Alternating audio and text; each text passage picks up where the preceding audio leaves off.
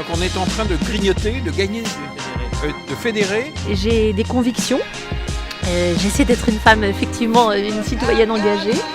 Et j'ai toujours ce souvenir que les rêves sont réalisables à condition d'entreprendre et de persévérer. Donc j'essaie d'entreprendre et de persévérer.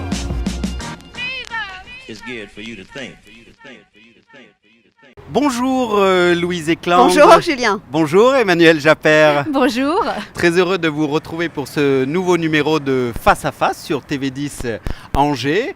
Une grande connotation féminine et sportive et journalistique et agréable et charmante. On va peut-être commencer par vous, Louise, puisque vous êtes dans l'actualité avec ce nouveau livre, À moi les petits Français.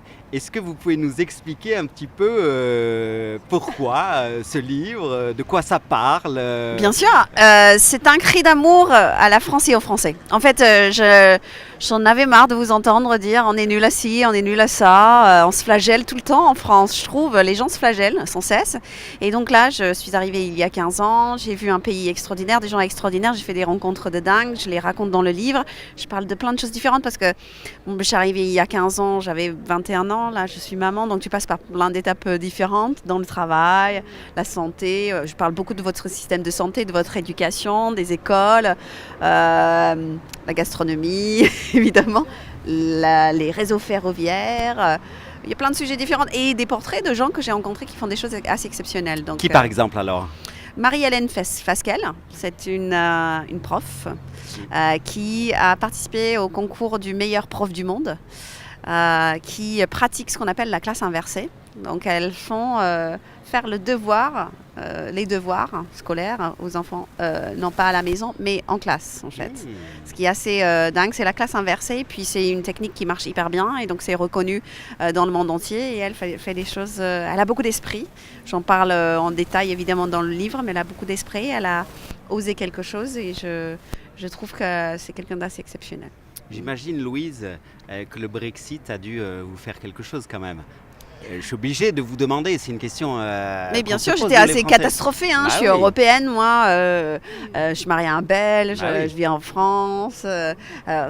Oui, évidemment, ça m'a touchée. Après, je comprends aussi que certaines personnes en Grande-Bretagne ne se sentaient pas écoutées. Et donc c'était un vote plutôt émotionnel, on va dire, ce qui n'est jamais très bon parce que ça crée des dégâts comme on voit. Mais enfin, je ne m'y attendais pas du tout. Maintenant, je pense qu'il faut attendre 2-3 ans pour voir ce qui va se passer. Mais ouais, ça m'a touchée. Bon, évidemment. Vous êtes heureuse en France et c'est le message que vous voulez nous faire passer. Ouais. Il y avait un film... À moi les petites Anglaises.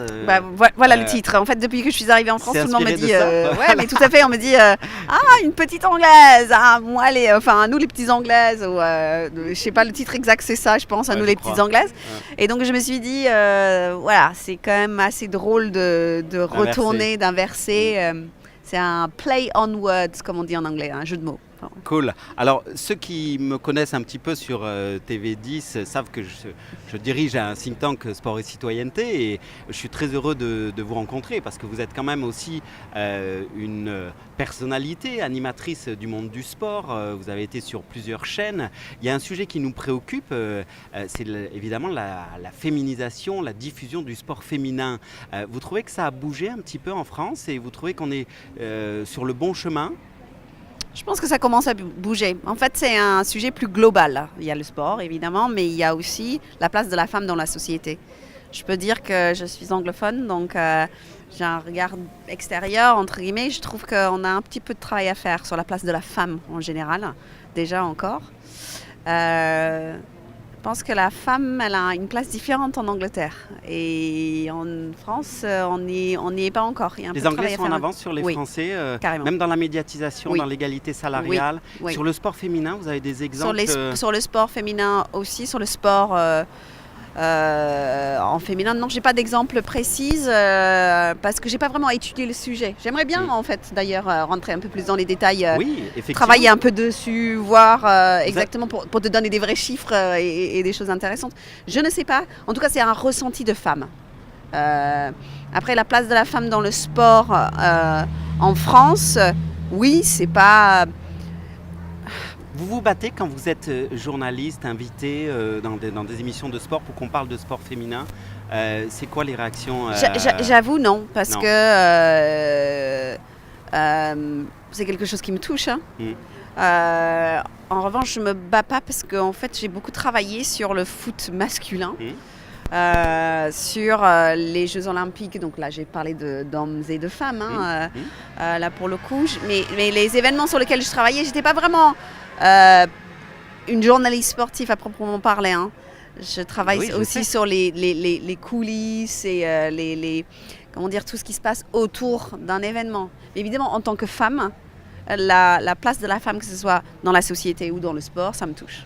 C'est vrai, et quand on revient un peu sur l'histoire du sport, le sport a été inventé par des hommes pour des hommes, et d'ailleurs il y a énormément de journalistes sportifs qui sont masculins et qui n'ont pas ce réflexe finalement, alors que la médiatisation finalement du sport féminin, c'est une des clés à l'égalité. On le voit, il y a un exemple pour lequel on s'est battu, c'est le prize money en tennis, on y arrive, il y a une égalité salariale. Bien sûr. Donc c'est quoi les obstacles ? Je pense, des obstacles. C'est du machisme simple des rédactions. Je pense pas que c'est du machisme, c'est culturel en fait. Il faut peut-être je vais choquer en disant ça, je sais pas, mais moi, en tout cas ça me choque pas. Mais il faut passer par une discrimination positive. Dans un sens, il faut qu'on lâche pas, qu'on continue à militer, comme tu milites aussi.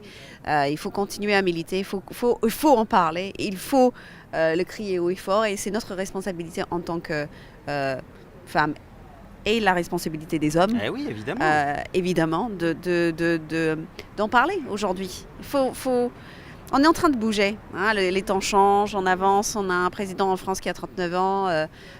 C'est vrai, les choses vont bouger. C'est vrai que les hommes doivent s'engager aussi dans cette question. Moi, je pense à une belle campagne qui s'appelle E4She des Nations Unies, où il y a beaucoup d'hommes, parce que c'est les hommes qui sont au pouvoir et qui doivent réaliser ça. Alors, on va faire une petite transition, parce que vous pratiquez du sport, vous êtes une ancienne sportive de haut niveau quand même. Au niveau, non, mais oui, mais professionnelle, oui. Est-ce que vous êtes une Wonder Sport Woman? Et peut-être que, avant de répondre à ça, Emmanuelle, vous allez peut-être nous expliquer ce que c'est une Wonder Sport Woman. Oui, absolument. Alors, c'est suite à... En fait, j'ai observé dans mon ancien travail, j'étais responsable de la communication et du marketing dans une start-up, que les femmes avaient vraiment le nez dans le guidon, étaient stressées et à longueur de journée et surtout assises du matin au soir. Elles étaient très sédentaires. Et donc, j'ai voulu proposer une pause sport entre midi et 2. Et donc, j'ai commencé par proposer du power yoga. Bon, ça ne convenait pas tout à fait parce qu'après, il fallait prendre une douche, etc. Donc, retourner en réunion, ce n'était pas forcément évident. Donc, finalement, j'ai fait évoluer la chose en proposant du pilates. Et là, les femmes ont adhéré. Mais très vite, elles ont décroché. Au bout d'un mois ou deux, elles ne venaient plus. Et là, je me suis interrogée en me disant, mais qu'est-ce qui se passe? Et en fait, elles se trouvaient des excuses. Elles étaient tellement stressées par leur travail qu'elles ne prenaient même pas le temps de prendre une pause sport entre midi et 2. Et là, je me suis dit, les femmes, on prend les choses à l'envers. Aujourd'hui, on est dans une société où on nous demande d'être brillantes à tous les niveaux. Comment tenir, être sur tous les fronts si on ne lâche pas prise à un moment donné, si on ne s'extrait pas de ce tourbillon? Et le plus simple, à mon avis, c'est de faire un peu de sport. Alors justement, oui, pardon. Je vous en prie. Oui. Et donc, on a l'impression que tout le monde fait du sport aujourd'hui, mais c'est loin d'être le cas en fait. Il y a encore peut-être, je crois, 50% des femmes qui ne font jamais de sport. Alors, voilà, et il y a des chiffres qui sont assez alarmants, oui. Et je crois que c'est un petit peu sur ce constat que vous avez envie d'écrire ce livre, voilà. En particulier chez les jeunes filles au collège et au lycée. Oui. On remarque que finalement la moitié arrête. Parce qu'elles pensent que ça va nuire à leurs résultats scolaires et à leur carrière professionnelle par la suite. Oui. Et ça, c'est assez affolant. Bon, elles arrêtent surtout parce qu'elles ont une perte de confiance en elles, aussi à l'âge de l'adolescence. C'est lié finalement. Mais c'est aussi parce qu'elles veulent se consacrer effectivement plus à leurs études. Alors, on a remarqué qu'elle manquait de modèles aussi. Et je crois que c'est l'objet du livre.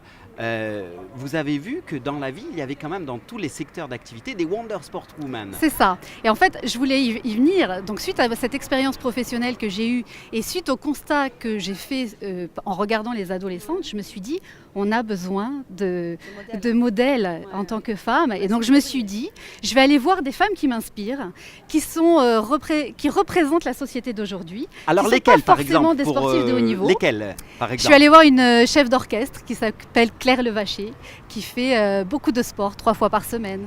Je suis allée voir Stéphane Pallès, qui dirige la FDJ, une des rares femmes PDG en France.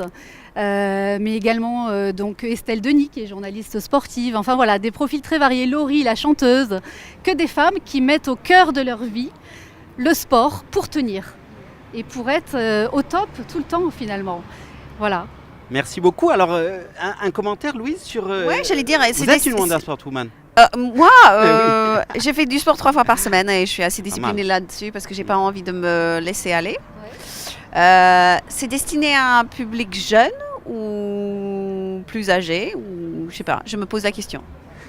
Pour moi, c'est destiné à toutes les femmes, vraiment, de toutes les générations. Je pense que ça peut faire du bien à chacune, qu'elle soit adolescente, mère de famille ou professionnelle, leader dans son domaine.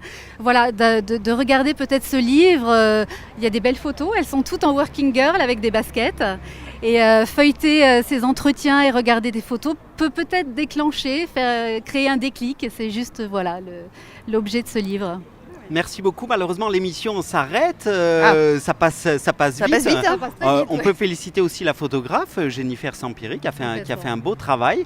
Un grand succès pour vous, Louise. Merci, on continuera à vous suivre sur TV10 Angers, la chaîne du web qui monte, puisqu'on me dit maintenant qu'on est à 300 000 vues par semaine. C'est assez extraordinaire. C'est bien. Même des médias traditionnels vont pouvoir nous envier.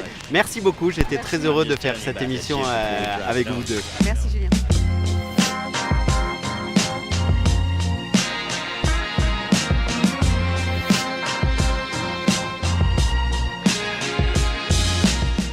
Encore une nouvelle fois, sur les absurdités, sur les gens en situation de valide qui sont perdus par rapport à une personne handicapée. Oh, merde, comment je fais? Comment je l'interprète? Comment je lui parle? Mais normalement, je m'appelle encore Philippe, on m'a juste enlevé 4 morceaux, c'est tout. Ah oui. Je suis le même, j'ai pas changé. Donc voilà, ce livre-là, c'est surtout sur l'humour. Ouais.